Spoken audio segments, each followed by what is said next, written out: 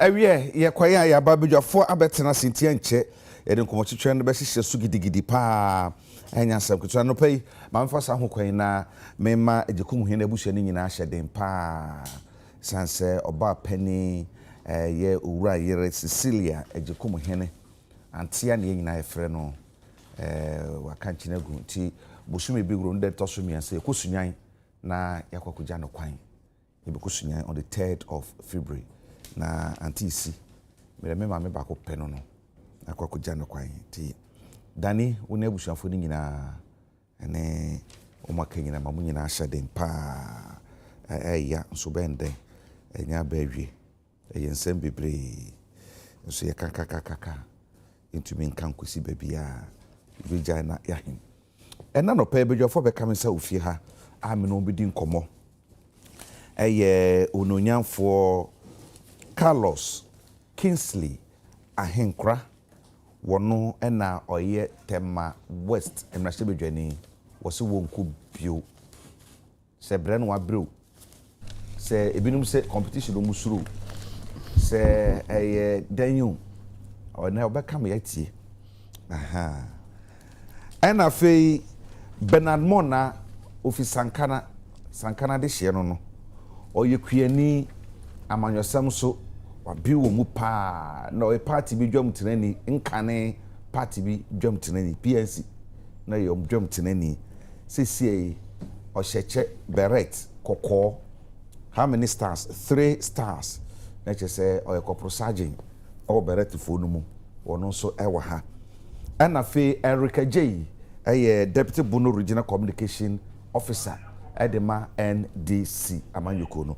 abudwafo ma munyina kwa ba o ma afisia pa ededi kan ye hie ni 2024 honorable what to say oyeja se ne mudija sa ne dia kwa ba na ha me kakra na se afi mu nyina 2023 minimo ye adwuma wa ha adwa da bia je metu kwan afi so UTV fo nka mu ma me card kra ya ma obi chese Edina me beza me bisa Prince Kuraza ada motan za any bisa I don't know se bena na man na dia minimum bisa gospel to bebre almost from me oh happy new year kura me nya bia free UTV indi me say me free am call for the office me ko register me protest because oche emo krampo oche emo kama me ba kuma me 5 kilo akwaza kama yire no mabedidi oh na mabetra fie almost 52 times sa wo fia we be free mo be 12 penny free 40 times here the whole year na ya fia so na mo cha as me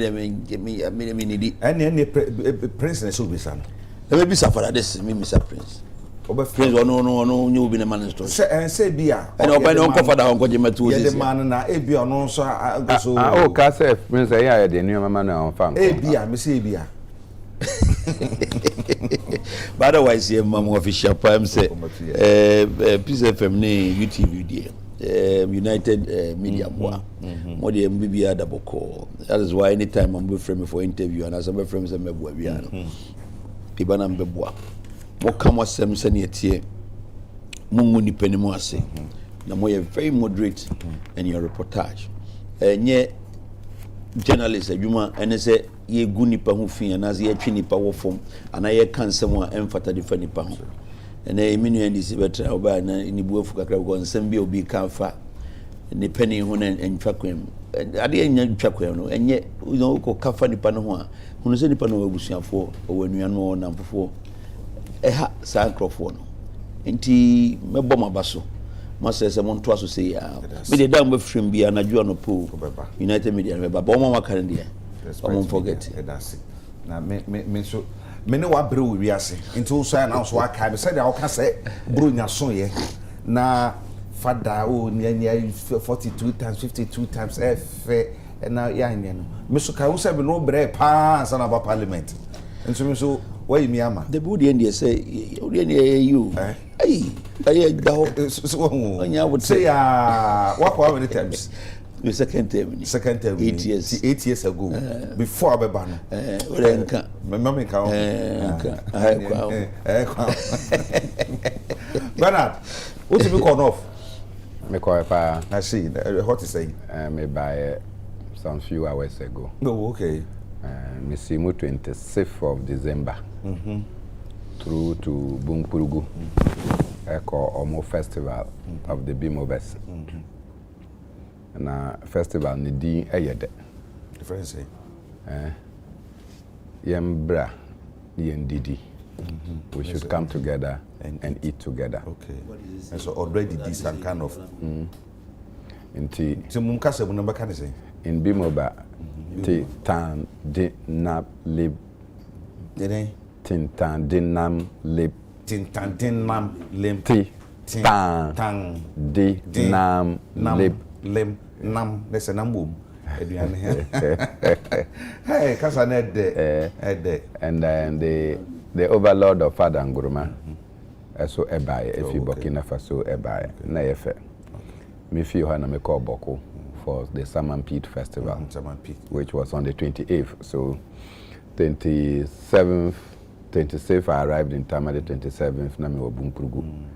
Because da 28th na me wa your friend saying Boko for the festival. Okay. And I was not enthused about Niana Ekoso. On say motorbikes in Boko or anywhere in the north are not only a means of transport, but a means of survival. Say, oh, come Boko town. Young fan say, Boko town, your circle. Now, ukita motorbike. You have to park your motorbike at mile 7 and walk to circle. Because motorbikes are not allowed in town because of the conflict. Inti uka koto ebro. 1 bag of rice. So it means you have to go and carry it from circle and walk all the way to mile 7. Wow. It is sad. Boko Nanka Eye, one of the prime places, particularly for eyes. Say any insem you are sick of the eyes. The hospital in Boko was the best in the whole country. So see, apart from Agricultural Development Bank, all the financial institutions have left Boko. And so I am scandalized. And I went there, I could feel. Say, Amamwa Omope, say Omoye Jumano. What is the reason? It's just chieftaincy. Chieftaincy fight. And so I think that the nation must intensify the effort to bring about peace. These people have lived together peacefully. And all of a sudden, these things are happening. And what is that is in the chieftaincy apart from the preservation of our culture and traditions? You know, so I'm scandalized. But of course, when I went, I was riding around. You have to be doing horse riding. It fortifies the waist, the waist and your core. Oh, Abakalos. Oh, sorry, now so you need to do a lot of horse riding. So within the period, I did horse riding and then maybe do Tamale. So I joined Haruna Idrisu and many others, and they call Antimuni. What did you watch it? And so I was there to do sympathize and commiserate with their family. And then I'm here. Akwaba. Adekye. Sunya Boko, another one ko. Oko Sunya. Sumahin Kro. Na see. Nyame adom. Ifie bibia Boko. The radio city. Mechia nipa o German of na titiri ne mikrom fo Sumahin Kro fo. Na menche adwumayefo a e wo Sumawura Bank. Ne adwumapo mo bo ma mensini no. Aja na wo hwese honorable MP kura na apribro nya de dia. Ne se mo de UTV for there. E wo se mo de a chopa ba. Na so wo ntama. Mem ese de mentama. De ne mo started the Juma 2017 besi me. Ya matino position 7 good years. Menemo ena de bia yete ha najo anopa ne awia ne anwumre. Na sabi eje tu jimi kura na mo cha. Se mume bia nka enye bona. Na mutimi ya no mo ye free ma MP for kura bekam. Eja mo anya ade. Enti ma menkia fada e wo ho a ye pon betimi de ehia e fom. Yes, I trust him. Wo de menka. What do you mean? Also, some so be careful. Say, I will start this space a butcher connection near us. What do you so you see much you. Sata me in the dollar organ. See, oh, my $1. David, but me more than a son of Bono. Me the only say me one person. I dear had dynamic. Yeah, you know me from day one. Me by to say that now no boy can even off me confront you producer Prince. He's a brother. Your best say afina yesimu no. Mumma ye nemo enya ntawanta we bia. Ya batwa afi and yesim. And no share institution like Despite Media. Jumedia Mudi and our contribution to organ economy are very large. And your credibility of your station depends on how you do your work. The anti-Americans say na watching a trail no, and you may be in trade, or those say more their chopper by. But yeah, man, your phone there, so be due bonnie, we know power chow at times, who is all shader. And it's a reportage na UTV Timitana Haye. Never, singing, sa reportage na yetimi carry the free Kumasi de buy. Ye Kumasi anya hwe Hello FM4 ho mo openia odano say asembi na mo de beba UTV me yakan a ye sone so ansen de aba na obitimi kuchire sa ansem ne showura mahama no na mo anya voice bebia na ogineka na mutimi gina fidi kase yesu ka asem tra we are pressure about social media na mo be patch. We are telling you this time. Ye de mahame bomu. Ye enye ne tse de MPP for no ba ha no. But mo tokoso yes e bi mu a ye ne mo nya djuma ye ne mo betwam tinton time. Because it's so painful. Say me metimi asori one weekend, metimi akọ 3 regions. Say me ye me party ho adjuma. Na a journalist ono no tie condition mo betimi de 3 minutes aye story asell. And this thing happens to us in 2016. There was a journalist, Okujina North in Tamale. Ya o ye story say Ura Mahama confirm na o yen omono. Omo nyina tu ko Burkina. Eja nipa ya nyem oboso menkono. Ya wa adwi mu da ho. I confirm to me too even 10 minutes. But ye nya nipa o ma adwi mu ye light to the extent to say e to bire bi na Ghana fo bi agye di say no kre and confirm no to free north e ko Burkina. That journalist na American asem na minimum office or ye adwuma wa bem. I know him in person. It is almost carry those stories but the paymasters are there.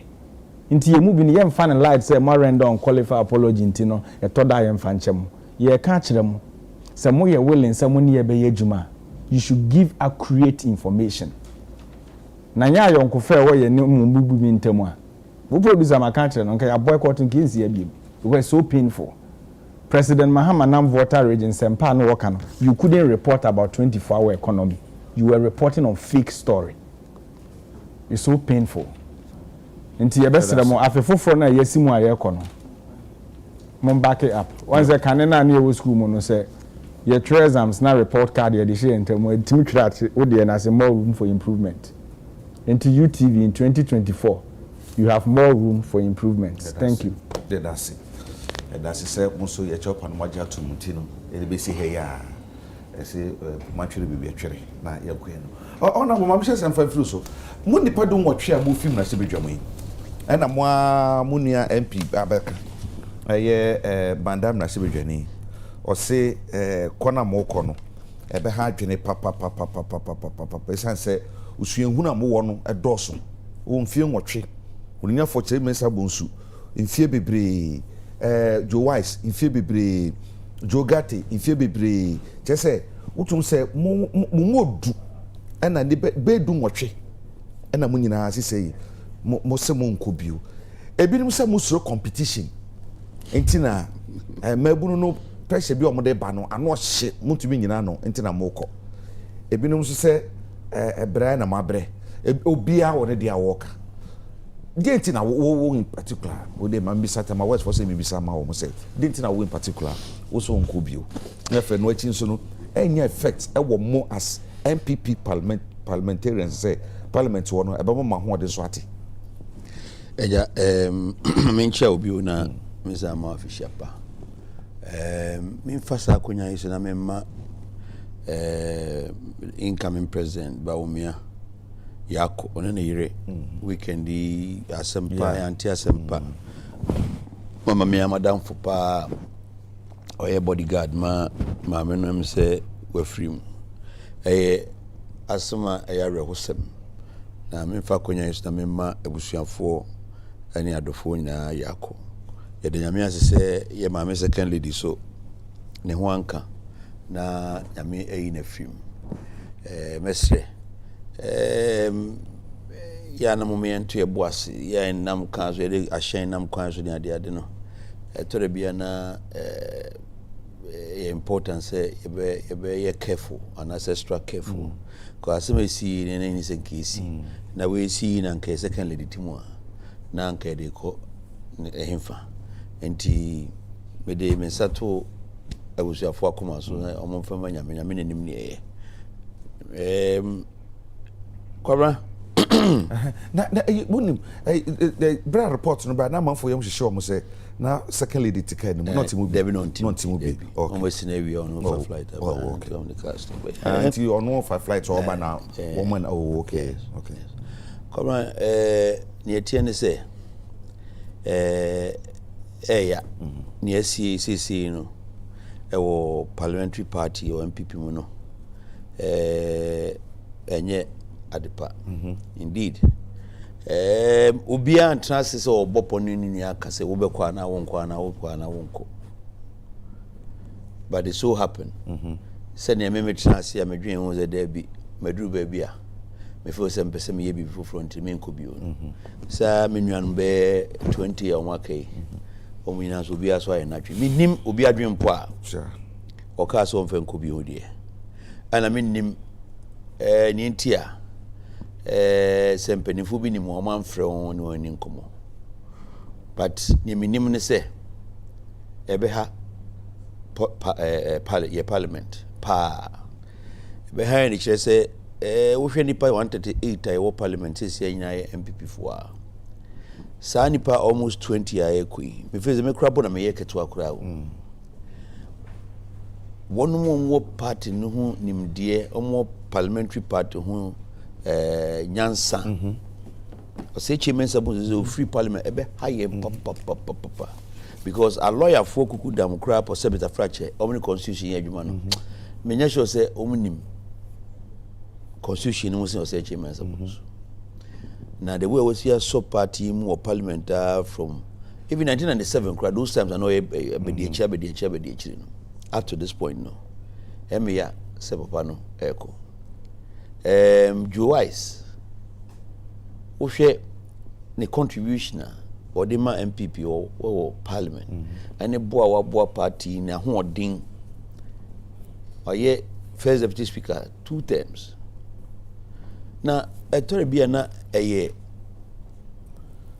reaction free yanga sense yen crop for yes no e de buy ho so obi abrantie say onimde oye scholarly lawyer ni na oba be di money ma baba mu MP ano me hwe social media video bi the way and the chairman can safa no ho no corona me raho the one now refer to Joe Wise na make I was won ko bio ya the chairman chesem so pa chese wakwakodi obi achi na anka ni se nko ne nyina gina obi achi ntino ona party ne dia ewo bekwa ne nsem kamuna ze odwen hom enti chese yese sa na sa sabe menim wo chairman wa ho odin na bebia ho bebia ogina odi kan babade. But if you will talk about somebody like Joe Wise, and as you talk to someone like Joe Wise, at least exercise some circumspection. Boyfriend will be him. Ye can some near kind of water. I thought be na enyakono. But send me kind with me nimni intia. Ubi so unkubium. Ubiano ubi antransi anwe hu se obekwa na wonko. Me ma family me feel say emre do ese me move to the next notch of political saying activity. pesa me dem ahoɔden ne me nyansa ne bibia tie Dr. Bamiachi no win 2024 elections. Now you MP want to win. O MP o limited. Ene am no kasei bebia Vice President Brown ebe ko bia we Dr. Bamiachi ko bia me di akire. Yes, so time so you free parliament. Oh, but no dey. Say me nyanto but me ni any commitment e wo me constituency say enti me move a me hwemachi. And as me hwemachi kra no a me ahoɔden no ebe go nimu asin say because say me MP and as me parliamentary candidate I have to ensure say every time we are no me constituency me name Crawford edin sa so no the nay say ye pese Dr. Bawumia winning election 2024 dia na important say yenwa ye wo mwa bi betumi aboa yenwa betumi agya na chia na say betumi aman Crawford hunu say yes party no do no still are strong no eno ene ye pese ye na se ne maka no me here resources every ne ho na me here me amede me ankaza ma ho ordinary resources e be di na chia ko bia so be win this election o share dia near mo party no said dia na wo ka say party no be kwa chairman ne kasafa Joe Wise ho ne ne abako menu mi nsa bia say in the history of Ghana your for republic you know betuma ka say this is the time yenya seasoned and experienced MPs are omodo do to say modie e fi parliament prekope ebinum say mrantie ne ba no ebinum de pressure bi ba wo mo ahokeka ne ma no bia competition ne bia mu nkrofo ne bi mu adadafo mu ntumi eno nti ne bia matwe mo ho ne bibia tesa wey ene ensa ba ko bi ne miensa bi ekoso no wonyine say in your party no as a whole no crisis I say ne man kitin bia ebetumi de ohawa ba eja crisis bi any ho or how the yes ebetumi abana match no how be parliamentary partner in parliament but say crisis is the crisis be NC pardon my general secretary is in control my chairman is in charge me sure say crisis be ho a ebetumi abro so on na ne wo ka no obi a wakọ election baako 6 times obi a election baako 4 times and then usuru you know baby horse as we coach your man say we name film baby horse I mean guy how to construct the words but the fact of the matter is say obi sa attachia wakọ elections 4 times ani nyina no it was very highly competitive as we win and the then ebe ma no 5th term and as 6th term no obeka say obi ba be hunu hwan ne ba be hunu no but me fasa akonya we so emfemma me delegates are omo across the country meto abama MP parliamentary candidate say mo hwe nipa be 20 aye free parliamentary experience a ewo parliament no be kofom intimate sremo as much as you can mun retain a lot of this and as all of this MPs omo aka omo san call for re-election anye sa tokru kakraka bi ba beda ho enya kwakoba ne sa ya file ya nko bio enti sa experience wealth of experience o kan ina boma esopa enti se moko yesu na se afi moko yi omo motiso dada na de foforo ba na ema the wealth of experience that benya parliament ko fomo NDC for nano I wanted to say we moko parliamentary elections only 15 people out of them lost their seats 15 they ensured say majority of 137 will be retained and they have been retained oko NDC necessary they have a lot of members of parliament term 3 terms and above 4 terms and above you can't wealth of experience when it comes to the parliamentary worker NDC for a dimwa kotenepa and they so we even 137 now be more than 80 as a more than 60 first time and jama even equality of debates now you share NDC for no 10 biana omo stronger come to my committee may a chairman of the trade committee trade and industry committee so be share experienced people are omo free NDC omo committee so now they compare me side any worth of experience me nkaso mo nim bibia but worth of experience compare NDC no scary and it's a one more to aba mo kwakọ to aba sisi ama MPs no se mo betie mi a me sremo me pa mo chew moma ye maintain all our MPs aka say 138 no akwakoka he 118 118 ye kwi se mo nim na se mo kokoto aba yi wo mo so mtugu a na che se ye parliament no say kwa first time esenko a na se won ko parliament da asema me kan bia won tie ase se wonnim parliament adwuma no na parliament adwuma no ye bulldoze fa wo so just like that and no be bre won mo you cannot do it bra me hwe bra me bre as a chairman of the trade committee no and am dey hwe ho aka asem a kire mo ya badanya ba ne sa mo me mfa ne se bibi e wo beginning bia na bibi wa hyase bia no e wona wie ye enti se atachi ase won ko bio se owure kuso won ko bio Francisca so won ko bio wa enye first time I be all benching over be hunu no first time I usually they don't understand they say wokoko boss ke bia no na utu America gidigidi prosecute first election now to be two sitting MP now we MP we do we are going the second time now becomes a problem for you because where nya daje and free parliament as an koye adwuma wo ye ya odinya says can we pursue first election no and one you careful na esenko okay and it is one to boss am be do time no one train our time and so na so people won say kwa kutu bia bitu no be wi so be wi ase na won so asem any asem no enti me no se mu sie no na me fa kwanya we so dia sre me am constituency police station constituency executives and coordinator say minimum din komo na minimum ba be kra edin kra enu am start meetings bi mo fanche me say akwakoba ne sei ba me nkoe me gina ho me da so no nam me da say honorable Carlos Ahenkra na Bernard sa also you be able to akase we dia manyo sama chia hye papa for instance somebody like Dan Kwakubutwe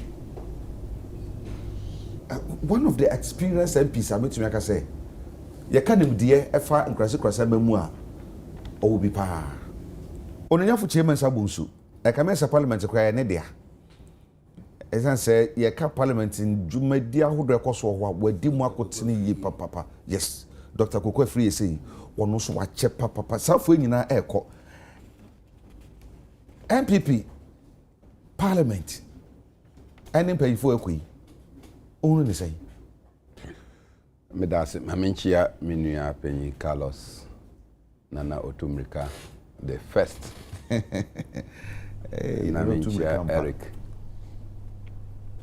Ajay on the yemini aketwa but menene ya adwin se moye bibi na enkoyia the very people na moye report na mutie no eya they are not the same audience now we find say etimi ha until as much as possible we should endeavor to give true reportage but importantly nia ewo mu ne say it appears that's what 2023 ade niaman koye kra that's what the fafe ni ashasi but it's, look you see your friends saying agrobe so if you are not but clearly near air cost no and yet the way it's supposed to be until I think say we should be a bit sensitive. But near air cost or parliament, are you surprised? Yes. Why are you surprised? I didn't know when I was. Dabi, President Akufo-Addo has destroyed the MPP. Oh yes. How? There are many people who would have loved to continue to be in office. But Master, near Kosono, who taken the Japan and in Kasa. There are many loyalists of Alan who were forced against their wish. No, Muntimi MP. They were virtually it was like a command. What you say? For them to declare support for the vice president. Until now they will monitor you for your public comments. Only few, like Carlos, Sly, Tete. Enan omutimi ejina omu na nso ena muka se bodia yan ye. Edimu, because of their interest to support Alan, were immediately offered ministerial positions to subdue them. Hey. When a man position, you say, and Nunti near Yensa, why now which Macadam in a Subiaba. Oh, say Nunti. When you talk, Ceciano, Omobaka say, Nuntia. Who didn't know that Brian Achampong, for instance, was favorable to Alan Cheremanten? Public knowledge, right? All of a sudden, Brian Achampong declared support for Baumia. Now, why no own him say, Brian, no, ye Alan supporter? You are sure? No, me sure, Papa. Very sure. Me bisao. And yes, bisa meka. Me say Sanka o kasa. Me Brian madam me no anka so Alan. Only party said Damboche. You can see that he is frustrated by the low level of governance exhibited by President Akufo-Addo. Damboche, one of the formidable leaders of the New Patriotic Party. As youth organizer, me boss Damboche was general secretary, my boss was general secretary. Nami name as general secretary Damboche. Say, and if we have Paul's book, Damboche introduced it first in the New Patriotic Party. Damboche went to almost every minutiae of a community in this country. Otimifi Accra. Say, meeting. And Obeba Accra, Oba meeting no cramper, you can see that he drives straight into the meeting. We are meeting now, no say Okwakoda, but the next morning he was on the road. He was not a general secretary in Accra. He was more than an organizer. No, ne Papayino Muyejuma, Lord Kome. They introduced the poll book. Only Nani Yamuye. Omoko drew station Biana Mose Muye executives are. Now Omacho Mfoni.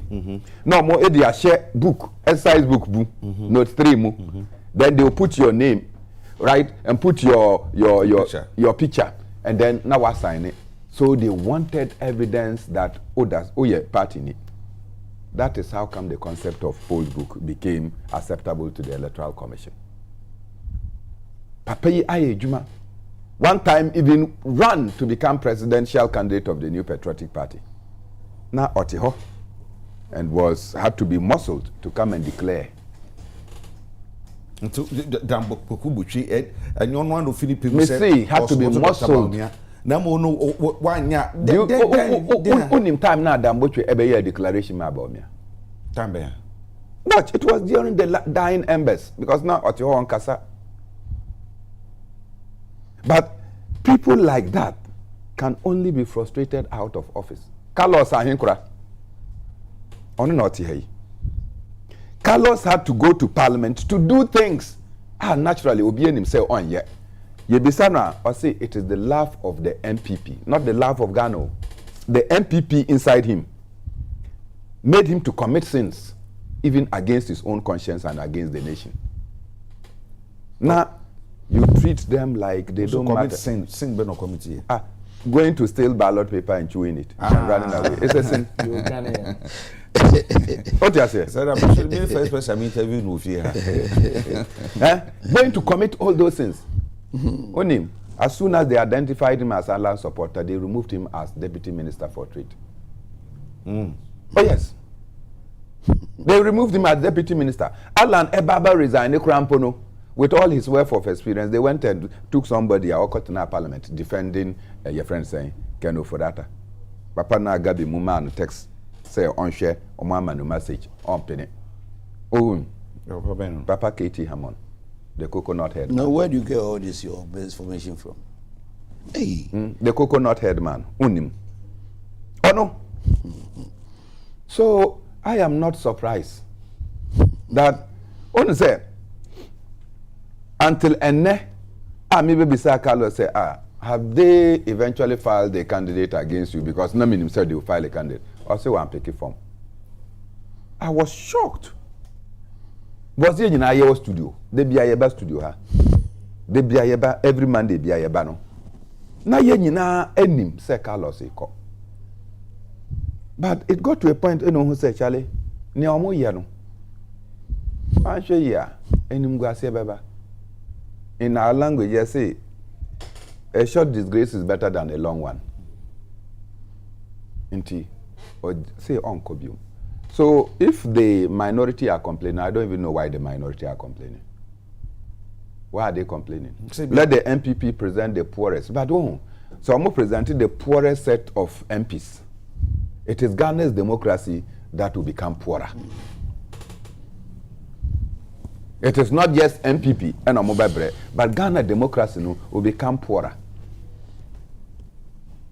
I wish Carlos and the many who will not go to Parliament well. Some of them, their businesses have suffered, and they will take advantage to go and rebuild their businesses. As to what happened to NPP and Ghana's democracy, the battle is in our thumbprint. But that's it. Eric, so Obina, when you're not some, Obina was in the bush and paying for one for a war, one in the cock. Now, dear, one in the opponent, you know. Much of four a year brania away anymore. I say, Bisham Wakono. Omina, so more air Kunubua. And it's Sanka Hallelujah. So then can you know how cry? Anna, I know what kind of bats. I say, Adekye be mammy cabby, any woman. Now, so mine, dear, whether you belong to party A or party B, as soon as will become. Me hu ne say no ntina ma your side na e can be wo mrahye bedwem no. Also at times I cry na eja ye nko hoda but etoda na so mo kan budget wie na mo ye debate Ghana for do na de ni di akiri. Na wo hwe both sides no the experience once and sorry na ye kasa clearly no who say yes omunim bibi. And as we always say, experience is the best teacher. Sure. Be our quarter number, she will be fear do and fear doing and doing no fear watching. Only the old corner, then and no added value to the parliamentary system now in practice. It is a notion the current parliament here over here. Should we say Speaker Babin? Or 10 few over 20 years. Who feel one of Babaye speaker. Or share any deputy Joe Wise. On also at now over 24 years. Speaker Babin over 20. Okay, over 24 years. Now any deputy Joe Wise. Number of years on also the at now. Now Osha a cornerstone, second deputy when there's an friend. You told Neptune Yan here and your coffin by. Osha Quayon on so fast what nephew. Now she reach a man sambons. Nim penning for a cake on honorable Carlos. Nina no. My parliament, you man rich kakra. But in Abanisa, into your car, coming in the beauty of our democracy. And you're more modern, more born, or various constituency, and 170 There were some members of parliament. Okon constituency and indeed yet. But Obama Reshebe, your fee near Banasi and Yagan Juma. Bill be near there for your penny pombe bobo, won't be me scrutinizing a year. Minim say honorable Carlos me can be modin woniti sanete or baby nti eto da party no mponhihie mu yetimi protect some members of parliament because of omudwumadi ma pomodi they said the menu penny Bernard kan no Bawumia Alanchemantin case in a factor because honorable Carlos ye neneti ada bia yakobe yenim da o ka so nkobida me the ekoso on the constituency nya na metiba minim the ekoso I know a lot. I who say MPP start your musi in the humanity as e be flag bearers in MPs na ho na e wo so hu bone e wo ni party. Yes, e bone say e be yi flag bearer and say be yi MPs ho na bone ni na sha ase. So the whole mission is we are in power. If you don't support the taste of the president and not the taste of the masses, now Ikutesike control party, which is Bawumia, you are not coming back to parliament. You see, a lot of members of parliament are not eligible Bawumia. They don't have from full respect. Bibrina no mompeno. But oh, na yeah, any one and you're not for any one. What I say, don't have from full respect, because you could clearly see, and this is Kaya woman when you now won't go for. In this one support to the bid of Alhaji Bawumia. the chronic liar Ghana man so be anim so onye no kwafo so one support no amen na the choice of the president so onu na eni na ade a you never come back to parliament until the lies of Sly ne Carlos mu akukuduro bi omunya aye no on there akukuduro bi ko bi otimi fa ballot papers there onye nipa ketewa enti sa nipa kakra na akukuduro no omunya aye no some of us yeti ba bi ehun say ehun sunsuan so beba and honorable Carlos yes our party na odo no kure na wuntimi ntina hanka wa onko for no ma positive treatment because ade na oye mom no say Gaza ho ba bi anka ya finish wo ballot papers na of fire no ba ha de achew de wo ye nyina achi hweso ye so yiti am de na ho ye mesre pa slide madam fo slide na MC Alan see from na de anche not Metro TV we declare of am so why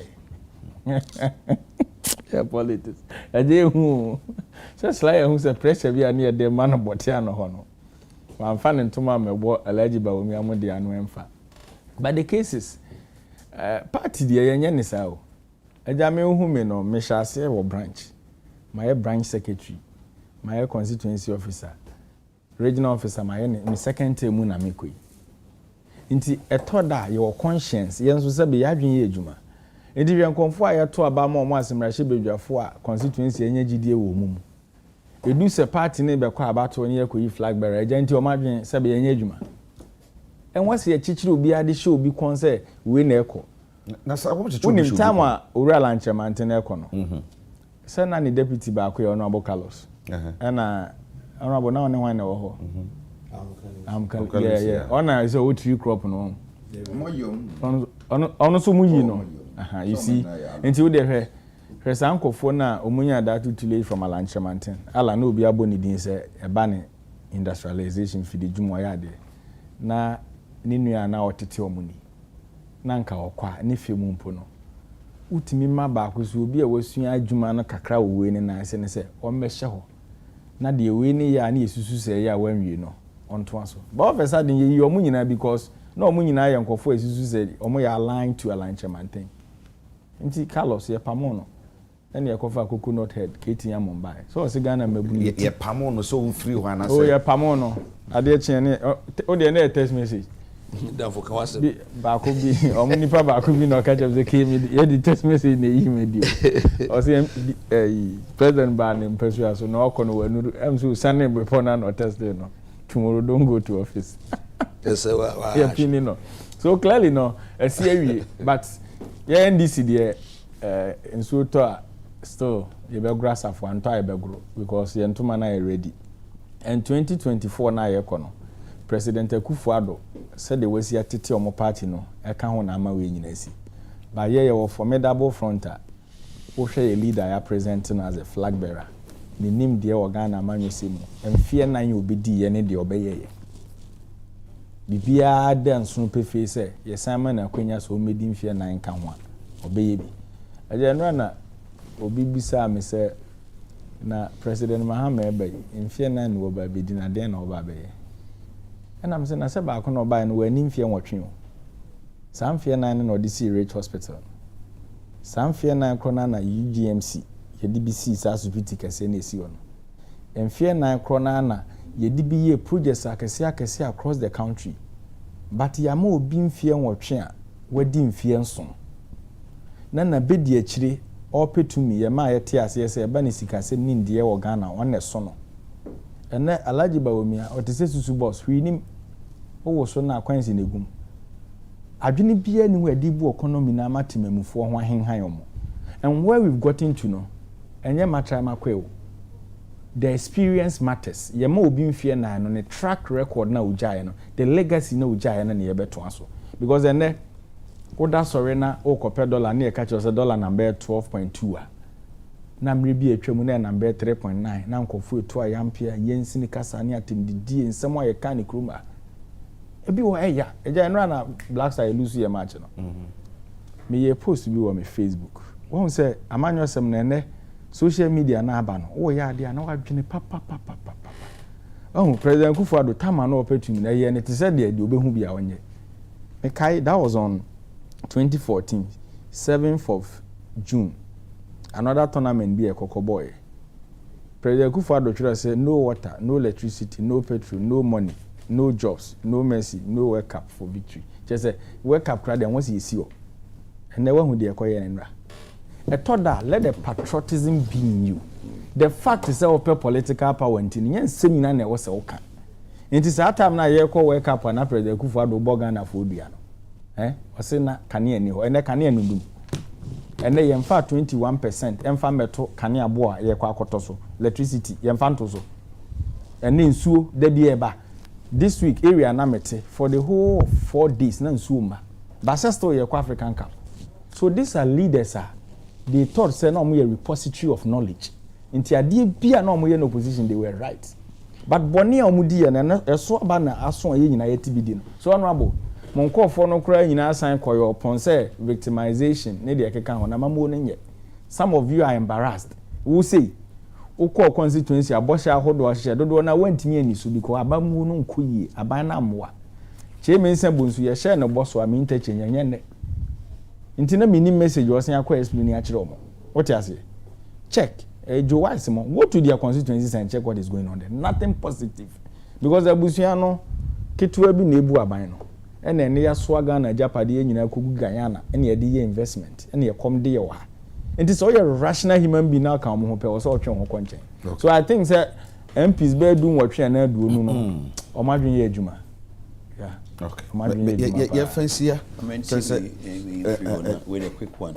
Okay na kai me na say amanfo e kasa e wo outside say Alana we free MPP Muntinama. We so Sabeka. Aye. Ala we free MPP Muntinama, menso me say Menkobi, Anya no Cressa. Anya no Cressa.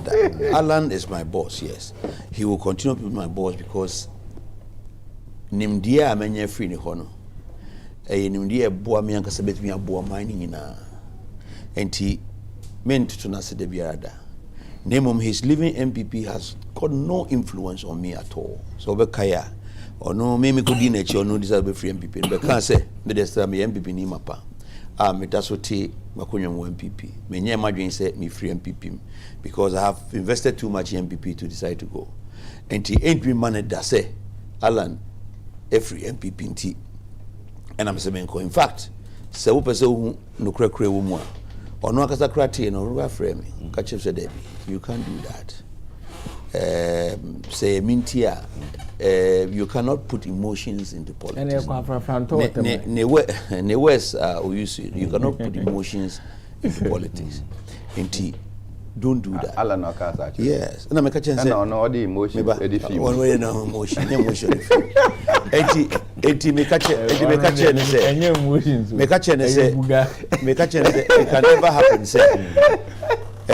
Or no free MPP and I'm in but I've planned and as I take it in long time. Say Menkobi. And say a cotton my boss and as about my party. My party. My party is the one that I belong to.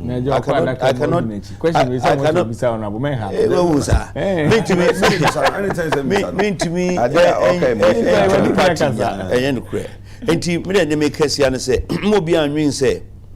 Alan, I was MPP and I'm saying, okay. My decision, if it stems from very far, and long before Alan criticized over out of a now, men can't say any emotions now. Alan did a free MPP. Or no, that's one of the reasons, and that reason I'm not privy to. But emotions is the last thing. Or no, then say you don't put emotions into politics. Okay, man, five emotions. Because I know I'm five emotions. I know about just any emotions or no the free. And you catch for emotions so Alan nim say Carlos Ofi say and I say on Ginebium emotions na also until now Alan e catch and say memfie but the emotions no Alan edifi Alan the emotions that time near Alan the mum Alan can never be emotions no because he's too experienced because he was emotional about near Eka Alan no Alan no I say you find emotions in politics the surprising thing is that Obetina Haka say, Baumia, on to me, Yashi, why you vice president? Why you saying in say? Man, you don't emphasize and then who extol the virtues of Alan against Baumia? Yeah, now that's all of a sudden Baumia is the best. Because it's my party, my party is selecting. I'm a politician, and I behave like a you behave like an untruthful person. What do you mean? A plan. I support MPP. And then MPP. And Baumia is MPP head. Before Baumia became MPP, they were fighting for the position. So I had the right to choose whatever I want. My Bernard, economy I can was also best status submission. We say 2024 I say 2020. I said get muhu hwe ni but so tie o hwe daily graphic anymore. Ye ne wo ma ye de omoka ewo amano external debtors no. Na say be last week na finance ministry I didn't crack about bonten say you no mo adu some level agreement me ba person me hwe na me can specifically the omoka ye na e utumi de your submissions no say baby ye duro no ye no ma prayer skasa no ya ka na ya hwe ba baby ye duro no che say ye do akiri ye do finance ministry meba na ye wodi okay nti me kan nya na me kan dey say ya hwe say some che say yesi kasam na be san sore gina pintin e be sore gina gingin prekopa anya sekretary me nsuru kura na mampani so say no omo de niam agua mu initiate policies ahodo bi e betumi aboama cost of doing business wa Ghana no etumi aye kama nti investors beba na isikasema tumi agina ena mampeni na nado dan kwaku fado ena kase ena economy so say isikasema bi wira kosoro pe external debtors here no more agreement ayeku ya mamos mensia we mu no Bernard amokasa no amoka rented economists for na on say nansan no Guinness Book of Records Ghana for year omo year doso omo year doso ana kro bi gina ho anyesa omo year your friend saying sing atong and omo year cook atong understand ton and me no e ka say ye tax atong obi su gina ho ne o no they won what you say ade ilusu ma o say o ye fumsu bi initially intino what you say one rules na wo eduma no ho do gina ho no obu emrani bi so ba on implement ya ye nyina obu gina ho for 7 days Bernard yanko me say tax atong no say tax atong ne dia wa hin oh say bibia no more tax on implement there into the whole world say ano Ghana na the highest taxation. How? Oh yes. How can you say? No can benso. Oh, on say electricity, almost the taxes aba. On say no, lifeline consumption. Nanka 0 to 50 no. Say ano 0 to 30. Yeah. In addition, no more the tax as atoso. Everyone will fall with him. Do you understand? Inti obia omo nanka the state took responsibility for them. The state has justice in its responsibility. Omo amoye businesses to say Kalokin onye si obium until nim ne ekoso. Management omo Kalokin. Oko bisa omo a bibia akoso. Omo a na omoye clearing agents na omo timi clear nipa nuema from the port. Onim say because of taxes in the port is virtually deserted. Sisi ano Ghana for Togo to go and clear goods. They go to Abidjan to go and clear goods because tax regime, import duty, no. Most importers are not able to deal with it. How is that leading to a growing economy when you are taxing people's businesses out of business? Second, I must say, external debt and our creditors, no. Say we should reschedule our debts. How is that the growth of your economy? Minya. Medika. Mintuya kano. Onjai mame. Na menu abet na say na say o kano mentua na ene. Mitu aseda. Nti medibeko ochinechi.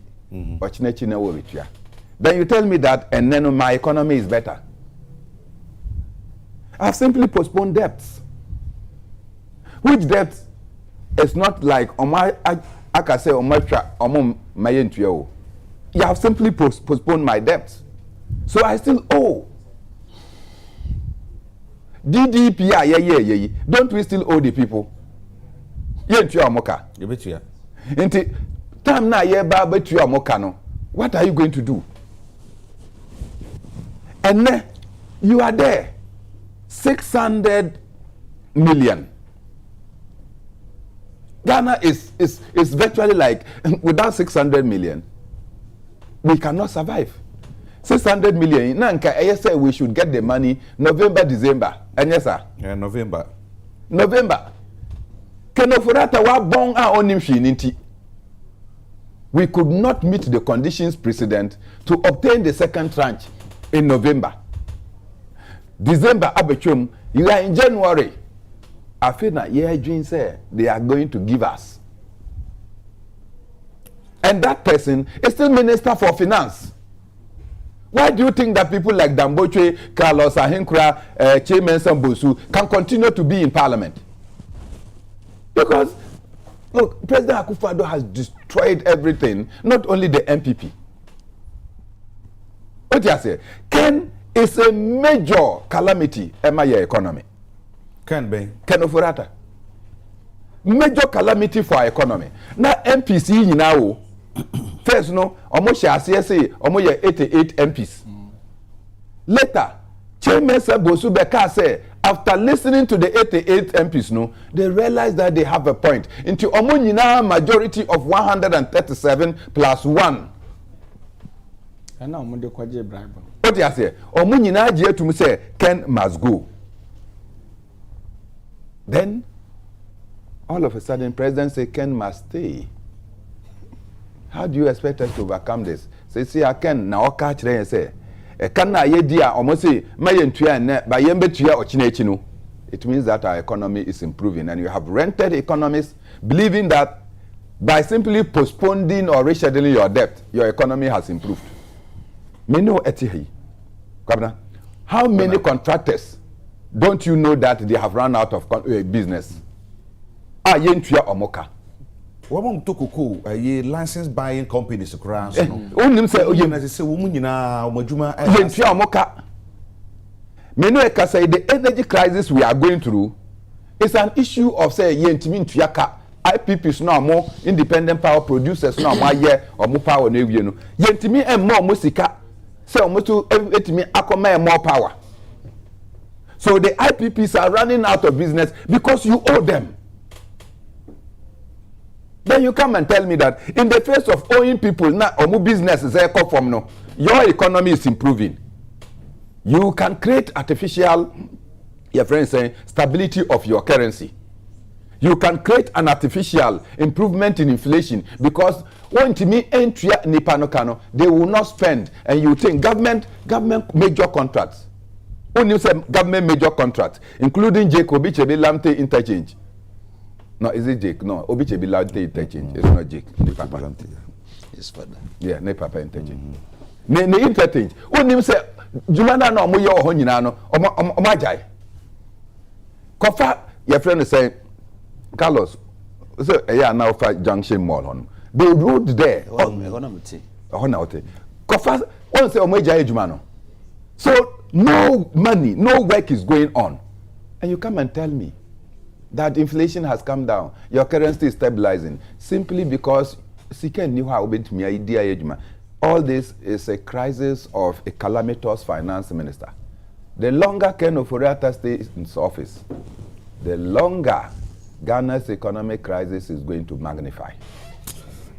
Some more kind of maybe say Eric. You bet me aka as you dia say IMF ayeko ye no na yenum say ebeko say aban finance minister shebo say na de ebeko afi wi asane yakọ yekọ enso a ayetwema mentwe DDP ye organa ha enonko na afi external debt asinso ye no mbekasa o ya ka na du ba bi o se say bibia ye okay ye sa so sa November sika na eba so ama sa eno mo say na say mo do star level agreement and now say baby any baby away say if you baby near do baby. Pensi show mo ye no. Emma ya wo henhan yen kakra. Emma pressure wo yeso ne nkofam. Ni yemfa toto man panin so asem aka say. Ye make moves ahodo bebre. Ya hye ne em betumi aboa ama cost of doing business e Ghana ha no atumi akofam. Na ebi no so bisa say cost of doing business no. Ade ba ko ohia yipa utilities. Agina mahoden na fensuo. Agina mahoden bo ekosoro. Nsuo bo ekosoro. Gutafo so musu nyina Dr. Bin the word and the cemetery super say cost of doing business is in Ghana is extremely high. Yeah. Mamiti wa dwin chewa say me da say.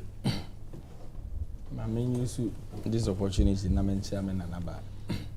Mami. O kan say mbi chairman. Me na nakosu atwenewa. O me krom zuma nkrom me na chia no pe. O se ade ya wo wiase pa ne se oni obi a won kan okredi dwa. A liar. Doing business with a liar.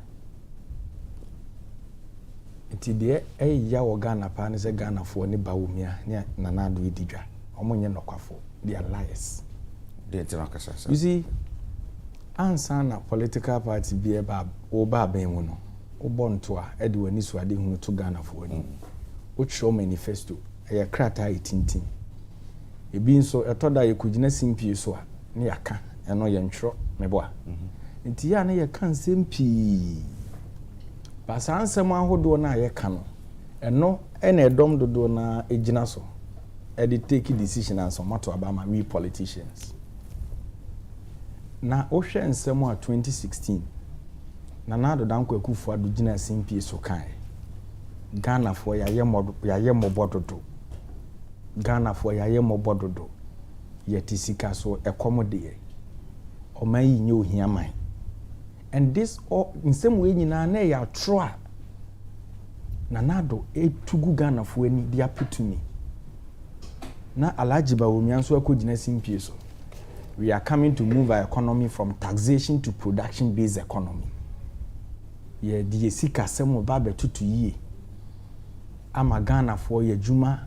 mpuntu abem ama yesika sema ye pampe all this thing lies so no wonder and that Bawomi credibility in Ghana politics. He's a chronic liar because you don't say all these things and sleep and wake up and act as if you say Ghana for ye order ye nebi.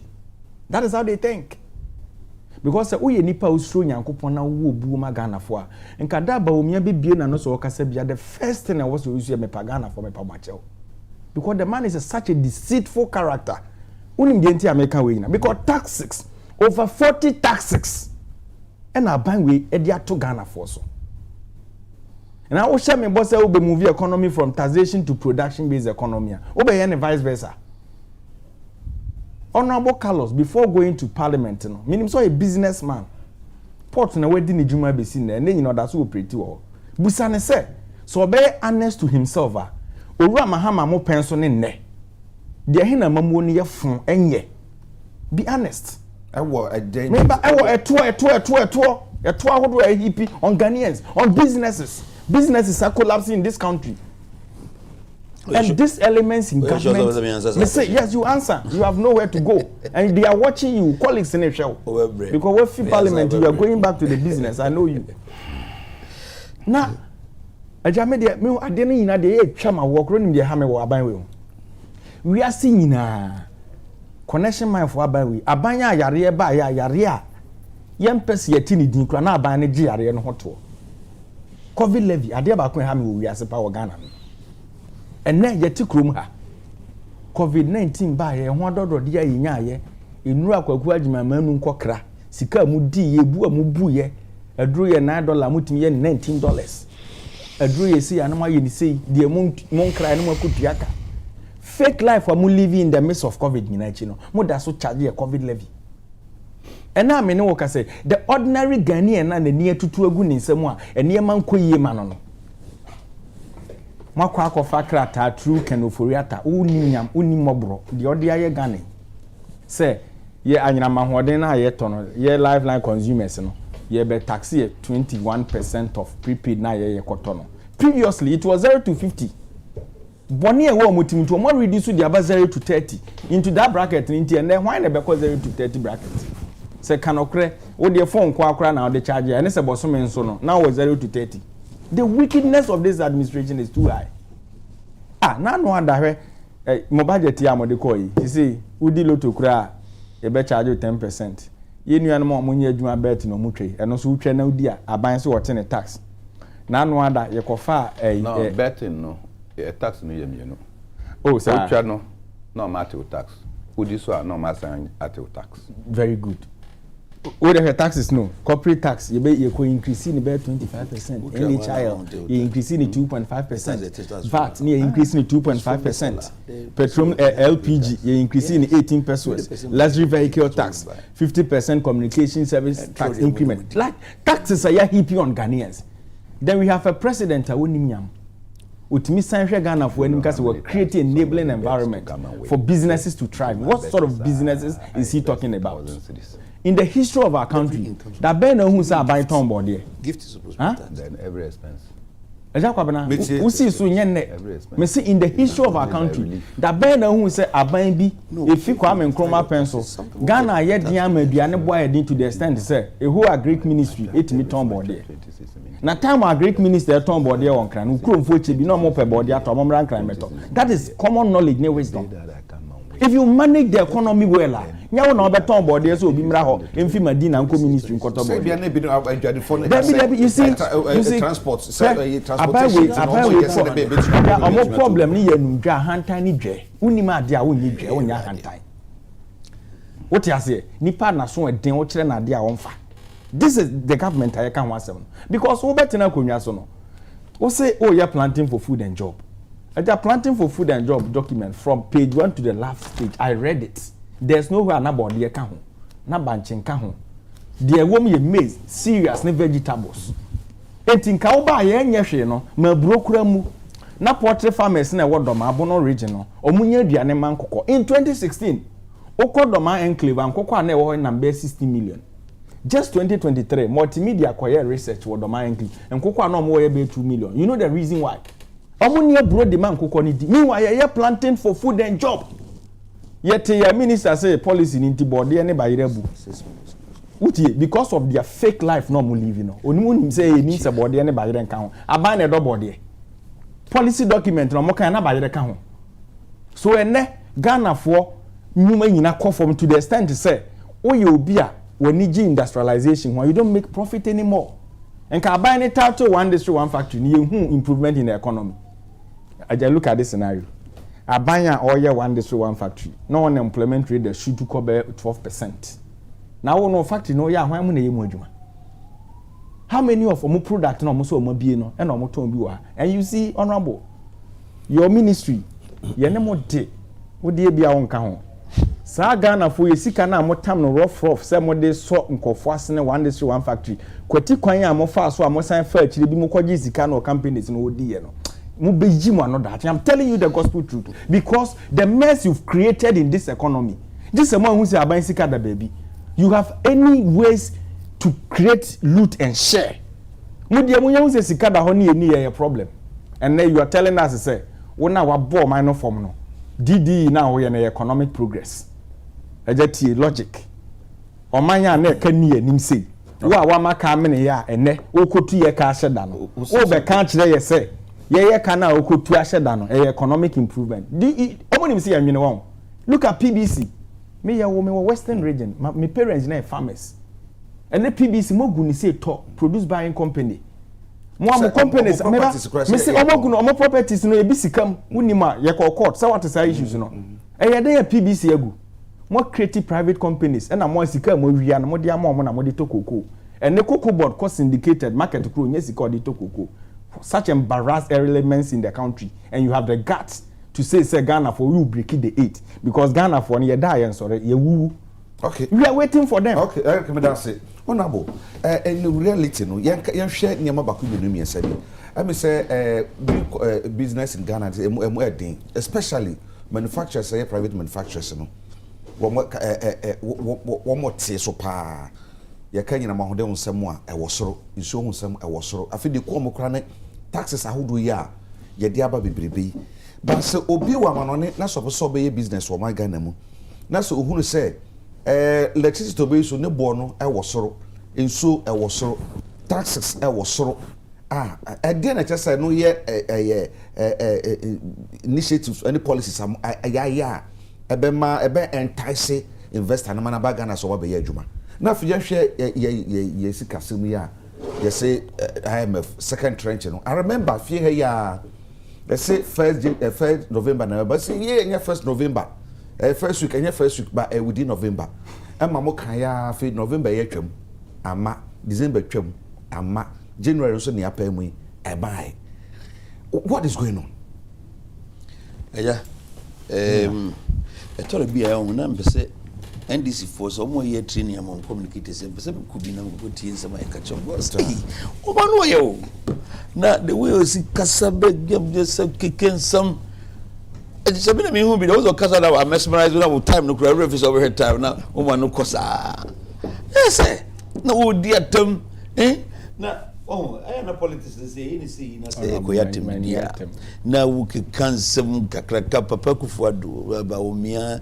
ba mama wo say bo me mpanimfo a o me kukuda me to me kasem a e be say yatem die kra to mama but wo be kasem na sif say wo yes Ghana for we are very discerning no they are looking na one name wa die ya wo ka kansem basa say the company phone ya enye careful but yeah fa no can be oh nense mo kan ne bebre wa dua nkoso o kan den sa no ye nyama tiefo no mo hwe na bi hu na I just want to admonish say madam for no na menu akuma no tore bia say kasa kasa de bi ho no ma ye measure that's all I will say eja no cre obi ani obetumi atra ahasisi akase ewiase enwemu nyedin nyemoma yedin pa wiase afana nyina now the bagana so the story is not different na ye nyina ni mnentia ya babedu sa stage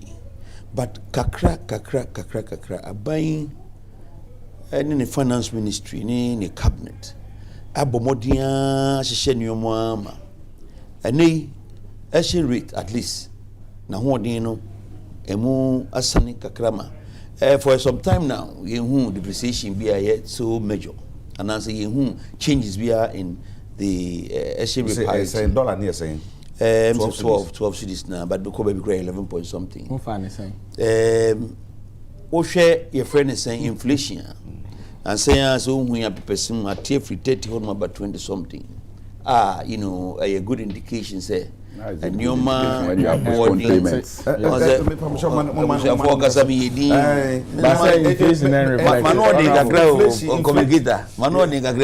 inflation kan wase when obi ka say sika na be de kodwam eno na ye de ekoto niam ema memma se me kototo niam a sa niam no sika na me de koto no ekosoro kora chance na nititie no bibia betu aka say bia wo from baka say bia off bia mfunie kakra no krampo so no bode ne nasefo nyina kra no ense dan ko fam se de bia tie no because me di dwapa eja inflation chese ya tenio maso ebia na explanation enko yi inflation chese se ne bo ade ne bo ye 5 cities ochina wo call market na ne bo no 10 cities as inflation ya 100% wa abaso okay ade be chiam be kubio na kwa 12 cities there's a percentage akwa say good there's a the extent to which and your man bo no kono and just sanity it is reduced and just say be tenio maso masamba back to zero and a deflation but when hunu ni kan na when hunu explanation here you can inflation I want to say but Ghana for put here the same inflation you say deflation you say anti-ase na dada na ni anti-ase inflation deflation ye de ne efihan say butum economics na etumi ananti akwakoto aduane na ensesa beka na ochina yenya bi edidi no kware min kase bibia ekototi ba wo de say prempre be ginen etoto America kra atwam ho a me feel say nya bad eni branch champon ba agric ministry wire ne ho pese ode ensesa na say new innovation ba planning for food and jobs. We were planning for phase 2. Since you babe encompass and cocoa no can 160 million, about 2 million. You babe fat, sir, and moyen and so the account na youth in agriculture and you're pushing in the first phase of the front for food and job. But could be railing for food and job. Food on I know you look at government for yes. And also yes. It was also going on, but no, because of planning for food and job, not a specific objective, you know. You are considering for food and job need to be.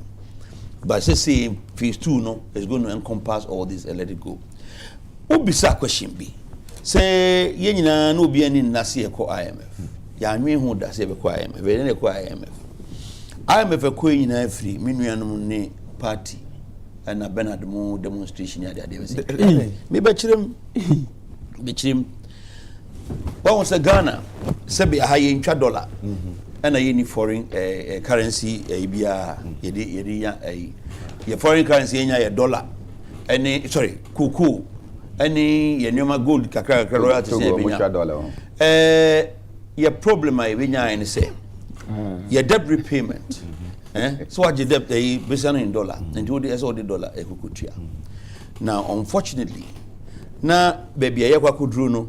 Obi obebo services oboye den wetua o se obi amede sadi ni betua amede sadi ni betua na oye ne calculation ye ne mathematics a no one say okay bit me atwa no the amount ye last time aye kwa koje ye bond ye say ye the e-levy and na ba be see no be betua NDC for ne bastardize e-levy amen to me nyina Bernard mo ye ho demonstration be ba parliament e be ye nyoma bebre say yempene ema e-levy nkoso e-levy well honorable me one particular person and I mean person e be see be amtwa one but e-levy asem no vice president e betina PSFM yes me video no say that was then yes that was then if the sitting vice president yes I say no vice president no he was no yes. Can e-levy obedi vice president studio hada WTV PSFM no vice president when the TV so PSFM there no here can I have the video here okay mama send na Obasifa ho granted granted he said it bra mo de o kan say on do gidi say enya say chronic liar na mo akasa nso mo na mo de credibility back CSOs economics organ ha nyina kan say ade na mo de ba no mo nya stakeholder consultation mo ne nkrofo to adwene ansa mo de policy ne baba mo de aba mo nya hu bibia wo bre a ano ye den nkrofo yeso kasa na ansa na mo so kokko ye ayi ba ekoko wi ase no say e-levy na ba Elakobra memma menyiwa no siboni because me try ka say ebia and preparation the year towards e-levy okay na meboa but I will tell you say it was an e-levy and they supported a last tranche of bond nanake kwa foreign and mathematics and as a calculation they lenders no realize say e-levy no if allowed to flow will be able to pay us back unfortunately because of union money enti and Ghana for any e-levy nantum Emma at a certain point say how much is when to me I'm passing that law now. They means that we cannot lend you money anymore. Say passé. You have to pass it later. Time no swing. I mean, we am passing. And the credit agencies no downgrading. Downgrading and lenders and agents must keep you because we more do no mapim. More a friend saying CCC ni one you don't come in again. And I realize after the being here sika, they are support to your debt, a foreign debt. I might call IMF. Nobody was going to go to IMF. Now IMF Now IMF was not part and parcel of our plans at all. Asenka e-levy na started. And they said e-levy koso. And then one send this kakra or drink say. It's e-levy no. It is e-levy no koso. According to calculation, the amount of money, quantum of money and kibenya from that levy was going to support that borrowing. But unfortunately, because they did not allow that to happen, they bastardized it and demonized it. And one more this government says, yet maybe because when me and pass this thing, and you downgrading most of the nobody will give you money at that position. And on my tier, when they talk garbage, and never do a behavior. So, one year, no more year, no. Say if the woman boy are brought as Ghanaians, the issues that give one more enya bemu and a ma ye call IMF and ya buying and a me one more near bemu ne kikan ye bastardize demonize EMF magana for dream say my piabe de chinya bemu. Oh yeah. Dr. Lajma Mumbabi. Dr. Baumia, Onia Bema patches, and make can say, Dr. Baumia, so can you, so one can. Adam Ribi and Chem, Nanka in himself electricity, one aggravated tax was, and Rami who let it be. They said the Abase, SE Tia VAT, and I walk on 21%. SE Tia VAT or electricity. So, Sabian I bon you so. Menka set me. Baseno ne ebeye ama Nkranza hospital no akoso ene ebeye ama Sankana market no yesi ene ebeye ama ekwan a edafri kede ekosium yebetumi ani yedia minu mienu any choice madika ka chem dada say ti me ba aban wonua samana on tontoma minu mienu your contributions I dem aban and they run the economy whether mahamo whether problems or baby cool rolling so kufo woman yinara they dependent on the taxes from the people and he said who decided send me the mean to tax bia I don't tell you say obi kra chawa de obi che osika me two ways me nam me do abonten no obi ma me 1,000 cedis I say me to borrow the next available IRS office nam ka chen obi a che me 1,000 cedis tax I say mutua na calculate ma me kokotua o your member pa. What you have to realize is say President Kufuado on ton cars and answer on ton issue or the baby show man on your business and the business lawyer say me no me no be sika dia to kitinim no dia sika na di tumu no enso ne betumi aye organ ha enti am ye do baby eduri I agree with us perfectly well say no my thing now come be about habo I share in that pain my people come complain to me all the time. I told you I'm going to have a crowd and say football. A bansen, man, and say. So, me fan say, "O cranes you we one container, but now we are 30,000 Ghana cedis." Till that an exchange rate near 6 cedis. Your duties, you are the exchange rate and $1 and you're working. And then exchange rate you move from 6 cedis to 12 cedis. And to duty now we are 30,000. That's a double. 60,000.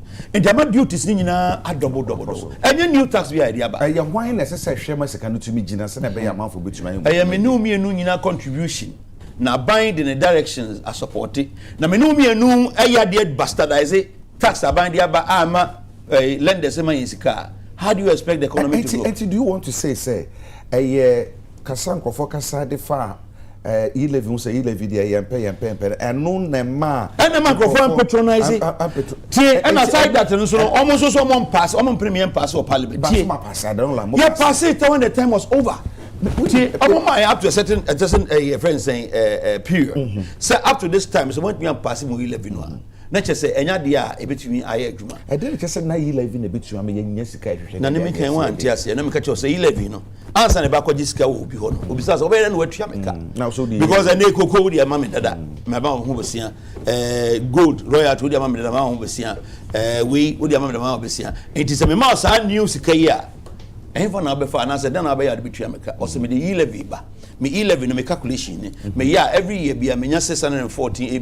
billion so and 614 billion no me se sia etua kakra me bi kama me bi ko ye rules ni ade tua meka okay fine and e kwai na ko pass o parliament here brane first kan ma o go do parliament ye nuanom say hey afedie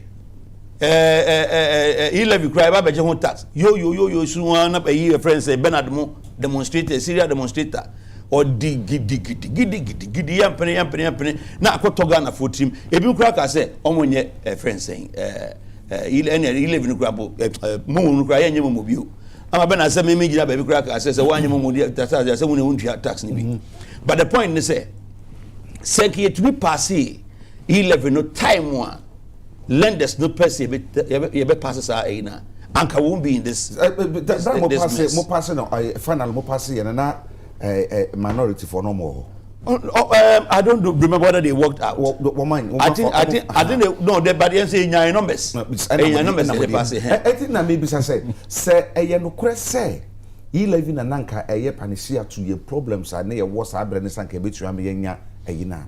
Adenti na wo mo a mode policy ne ba no. Wo mo kan say monye broader consultation na nkrofo mo church dem na nkrofo ntumi ntia education. No, what come my catch will say. Preparation didn't go the way we expected. Why then do you blame somebody say? Onipa ne ye ntina de na ntumi ankonkwe wo branka wo so tumi eye broader consultation earlier anka tumi boy wo ya anye ye no afi ansa na wo ko akire so ko esa broader consultation na initially esa wo ye no wankwankoye mean say na ka esa wo ye ba wo buaso gu so na wanye na de oha na ba ne factor di bia no. I won't doubt you in that regard. But what I was saying is say no matter what it is no your mind papa na say wo pese wo support to or mind we can kwa there are certain things that you don't play politics with it. Share 2007 ye be free mem 2008 I pass a talk tax. Same thing happened.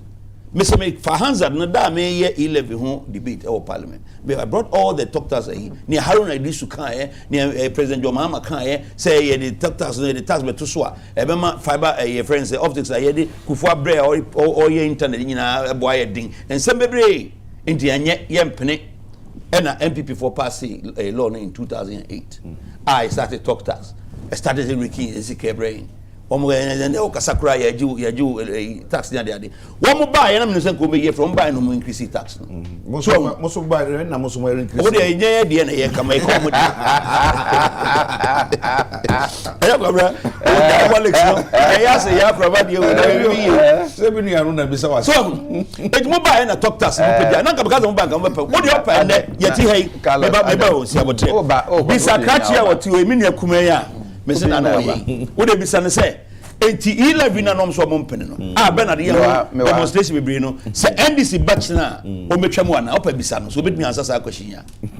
Because it is a source of income that comes to help the government. And they say and I give 11 with your no. And I come out for ya ma for mo. Agaba now. Ake we ska bebre. Ake ko IMF bia. One yom ye na ma ko IMF. Sir. Oh, everybody knows. And bia won kwa na win him. Say me say yet we pass levy at that stipulated period now. Abrofonica say it be passing this time. I am imagine. Ake ko IMF. But let me pass no. And credit companies be on downgrade here go do baby edry. That is a story. It's your funny say what they been married me be bramo. And some of the propaganda no, even a major funny say, wo and now this she be back. Now, how can see you woman? Oh, Simon, me patch. He has to understand Papa Kasa for 17 minutes. In 2 understand you want over so better as what I am time cramp watchum. A program that more run. Say one of the can be antiasia. Obi antiasia. I don't want antiasia. Any part of being San microphone antiasia. One how the policy ba. And I know some policy with a bebwa. Yes. And a policy non for ekasa de fa ho. Nti dan na kesa we. Yes, we say first and foremost, which I have agreed with you before if we started. Say finance ministry, the expose and I said the explanation and I said the public consultation on the e-levy did not go well. And the main thing baby Anka said it don't go even here crane or parliament crane at the point we did not understand. But when we came to understand this whole thing, you know, we realized when you were confused. And no na ebe to me in fact don't think NDC knew NDC for enim says I won't play me pass it 11 it will take us forward.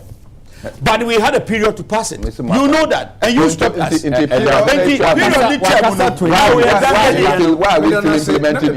Why are we still implementing it? Because it is a source of income that's going to have the government. But you have gone to the IMF.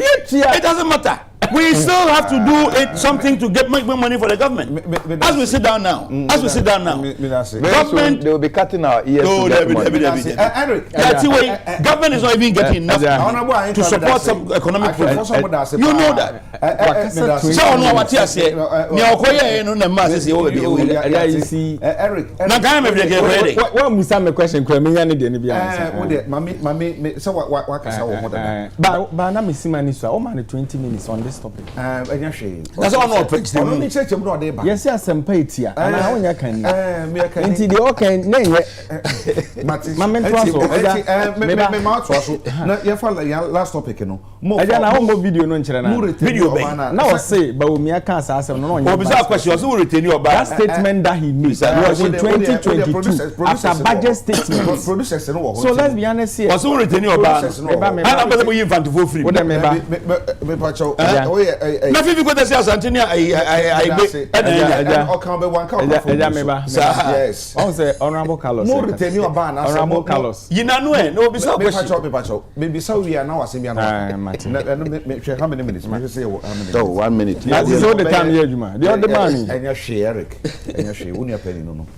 Ye hwe se mo do that to me dey ye je aye nya wonu apani asem. Ayi mo retain your ban na say mo de obema na eba. Eja me ba o dey fato me ba. Me de amount. You see the here pa ne say honorable Carlos 4 minutes. All be starting no say 4 minutes. Bia make canon na say me ya ma me nya ma ni turn dey. In a way I mean but me the type me titi mu no mint me hu ade white enka say ye black na ka che peniso e lie say me ba pa and I want to say enka say wa jo eja kwa bana Eric ya ye ade bi wo man mu ha akoye se pani ye bone a akwada ntimi nka no krenche eno na e bo man no because Ghana constitution no ma kwan se akwada di man pani nti pani na e ma na kwan se odi o man no so na pani na beje akwada ne to de ebu o man nti wona a woje meto no wo se anidie kwan so wo fom a enwo se me kasa in a way e de kire wo but pani aso ediana so eden ene bebi adru no man pani akufu ado ne ba wo mi o mo hia pamprim bie mu mo be pampa o mo hia party headquarters you praise them because there are problems for our nation today there are those are ma cause the wars and nyina timu no nti some of us me nkodi 42 years answer my command I'll say it today I'll say it tomorrow and obia nim se ba omia is a chronic na obia nim se ba omia na credibility in Ghana politics obia nim se ba omia kasa nsuo gina ne no ba omia Alhaji Dr. Baumia with that say wo me ba Alhaji no kra mama in 2016 yenu na nkramofo na mo hwe me chia mu nyina no pai in 2016 mo ko meka na okita 11,000 otimi ko meka and na ko meka okita 80,000 aden omukwa anya akopon hire omwa na omaba that day na what is happening 2016 sike timidi nipa ensia e ko meka na open so di nipa ba ko ne ko meka and you have such leaders and you are telling me say me ka Alhaji Baumia asem a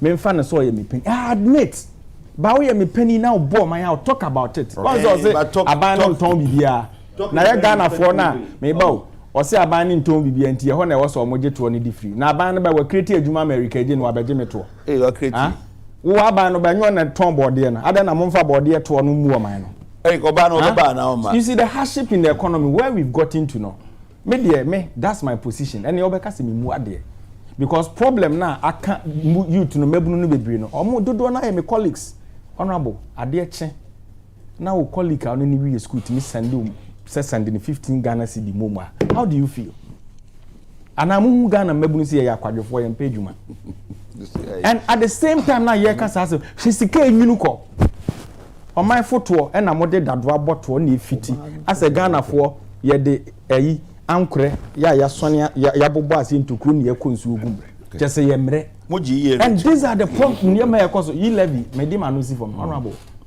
Alhaji Baumia say mobile money yen charge ejakwa na mo video na medi mo ho ya ka obeka o PCFM yes and you see sansem na ya ka no wo ye pani a ma you nye oyi me na kwa apia mi so no da me nko school na otobo fruit na wa 18 ama me ade enche ma dikan na de ye me ma school eba mi mu ba wo ye pani a wo de onsa ye de ade hye onsa benkum wo chine bisa wo senya me na de ma me Ghana fo nya gidie wo mu the e-levy matter wo start ya wo ba be e-levy nsem na mama me ne pani John kuma ko gina ye nye wi na we ye ko gina ha ne ye nye wi ewie ye na agi bum no IMF no mo twam but sika mo amudi ne Bank of Ghana connection man for change sika mo koje ne mo de ko IMF mo na mo so corrupt mo jacket asese ne proye na you get enough monies in this country and no my ya tim je kwaye nyina mo se no atimota forest kwa mato de oba no kwa de aka ne po no that's the better best say aban say o check okay nti mo be retain oba na me say o te ha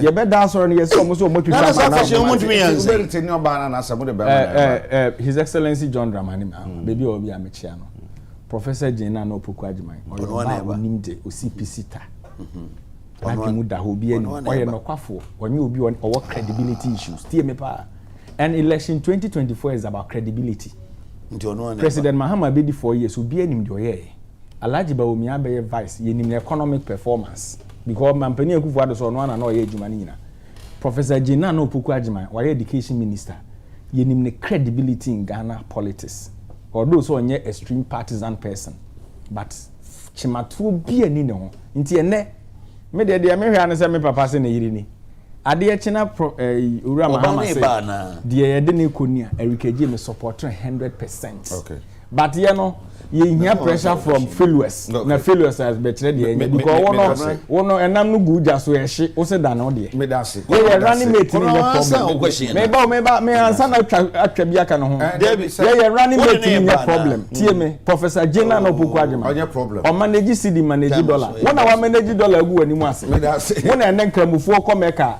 aban bi penso de di nipa nsia kone na di nipa ba ko na me da se mo ba na ba na be ma kwabra ohun ne etie ne se NDC for ne mehunu ne se on pese omutwa maame Jane na mensa no egu dabi ya me se me ha me kan dia besimi ye so de maame camera because enfantefo nye wo mo hwe dabi mo mo na me bi sa ya die na me be ya enfantefo na kan de me kan wo de maame wo de ne ora ndi ne o kan bebre we tun stop no amma mo die mo ambeka se bon for ba me de me sa me kire dabi me se mo de o master mo de oba amamfo duru nyina eja wo hwe de bokrata nyina me ba wo hwe de bokrata onim GCPP papa no oni ase ni pa 20 bo dalati you be the same question also anye be se baby nyin enti hwe nipa o ha no o ni wa ha na edisi de o maka um de awie na edisi kra nipa 2 Professor Jena no Opoku Ajiman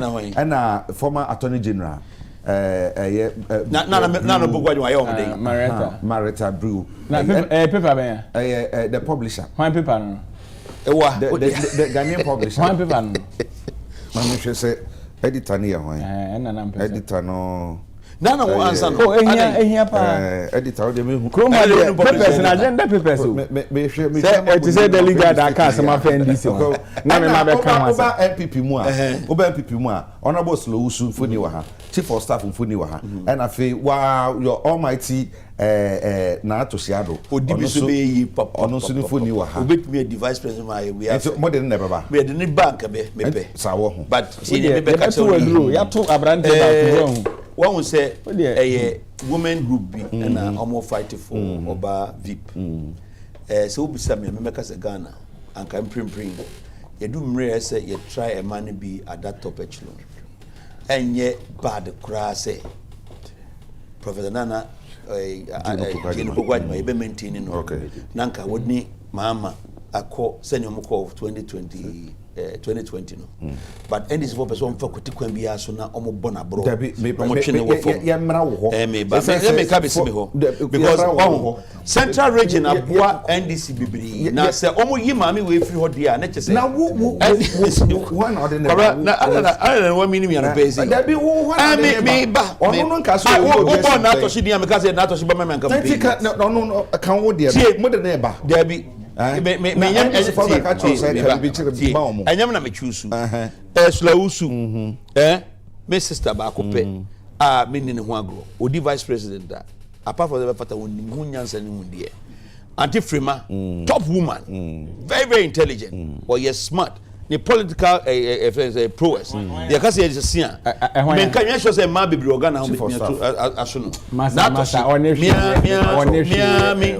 me body na to shi say odi vice president you admire her but the fact of the matter is say yen baby edro say common fan kra ma say o ka say wo bi say me opinion common fan or vice president MPP ye here obi from Ashanti campaign and realignment yes enti me me ahoden enye na me choose senka Dr. Bawumia be frame me bisa me say Carlos why na me mfa ne mra meka say Mr. President say when choose me dia ene efa obi free Ashanti region bra oba na be say oba so obema Ashanti region but central region for no person obo ma bro no on person obi obo fa kote kwa bi ana no hui yes border region for be press conference mo fa central region mo fa border region bra ana no mo ye ma me ne sa ma me o ti ni ba bi o twin ne ho o ye na djuma oya kwa for number say o me di vice president afro no ko 2020 we come ma me sa ko e ma no ko ja ma me wa yo what's in a hey o say when you be fi Ashanti region anka dia no mo pom central region nipa ya papers do ma be ya I didn't want to choose any other regions Ashanti region because who are reason and no be also no reason one reason they what we kind I say this what we kind and I know Bawumia no sisi da pa no political analyst me pacho Bawumia ni po pen no pa sisi da pa no Ashanti yes ono fi Ashanti sisi da pa sem no mo kan Bernard what Carlos sika we egu ma mi pass sisi e fa ni fi Ashanti no fa central region number man fa da central region me pamcho central region anti da pa Bawumia running me see pa I don't know where say and say ko and say ni sika o no Debbie ma no why metie Carlos ahenkura na woni ande ontie na onim akan drama concert party and the cantata I've already did my job utie Carlos pa o say na atoshi obi on fata MP made obi a MP amfata no a oko tu no o say em fa ni no wabro MP so wabro MP so I don't realize it na say say wabro or vice president then you can abolish the labor because who say you started as presidential candidate me pacho oh yeah we o ma me ka or free general secretary or presidential candidate o ma me ka come on say obi a o say MP amfata no and wa ko tu no den na dambo chukura po ne o